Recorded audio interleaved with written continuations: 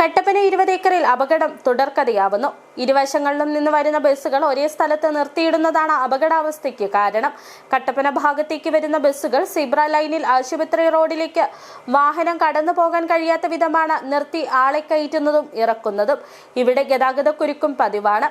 Traffic advisory committee ഇടപെട്ട വാഹനങ്ങൾ മാറ്റി നിർത്തിക്കാൻ നടപടി ഉണ്ടാവണമെന്നാണ് ആവശ്യമുയരുന്നത്.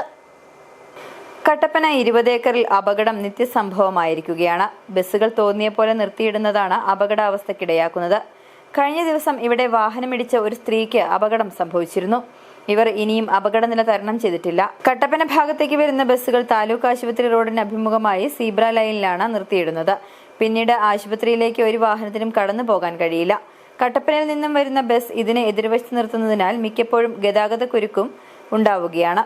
ആശുപത്രിയിലേക്ക് രോഗികളുമായി വരുന്ന ആംബുലൻസുകളും കടന്നു പോകാൻ ബുദ്ധിമുട്ടുകയാണ്.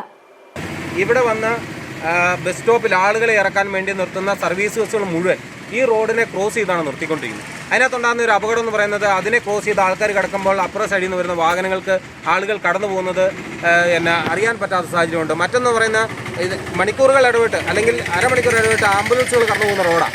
പലപ്പോഴും ആംബുലൻസുകൾ കയറി വരുമ്പോൾ ഇവിടെ ഈ സർവീസ് ബസ്സുകൾ നിർത്തിയിട്ട് വാഹന ഗതാഗത കുരുക്കുണ്ടാകുന്നു. അടിയന്തര ആവശ്യത്തിന് പലപ്പോഴും പോകുന്ന ആംബുലൻസുകൾ നിർത്തിയിടേണ്ട സാഹചര്യം വരെ ഉണ്ടാകുന്നു.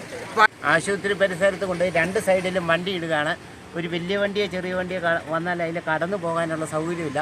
പല പ്രാവശ്യം പറഞ്ഞാൽ ഒരു സൈഡിലെ വണ്ടി ഇടാവുള്ളൂ. അതിന് നഗരസഭയിൽ നിന്നൊരു തീരുമാനം എടുക്കണമെന്ന് പറഞ്ഞാണ്. രണ്ട് ബസ്സുകൾ സമാന്തരമായി നിർത്തിക്കഴിയുമ്പോൾ ബുദ്ധിമുട്ടിലാവുന്നത് കാൽനട യാത്രക്കാരാണ്. ഇരുവശത്തും വാഹനം നിർത്തിയിടുന്നതിനാലാണ് കാൽനട യാത്രക്കാർ അപകടത്തിൽപ്പെടാൻ കാരണം. മുനിസിപ്പാലിറ്റിയിലെ ട്രാഫിക് അഡ്വൈസറി കമ്മിറ്റി യാതൊരു നടപടിയും സ്വീകരിക്കുന്നുമില്ല. അടിയന്തരമായി ട്രാഫിക് അഡ്വൈസറി കമ്മിറ്റി 20 ഏക്കറിലെ അപകടാവസ്ഥയ്ക്ക് പരിഹാരം കാണണമെന്നാണ് ആവശ്യമുയരുന്നത്. City vision, Kattappana.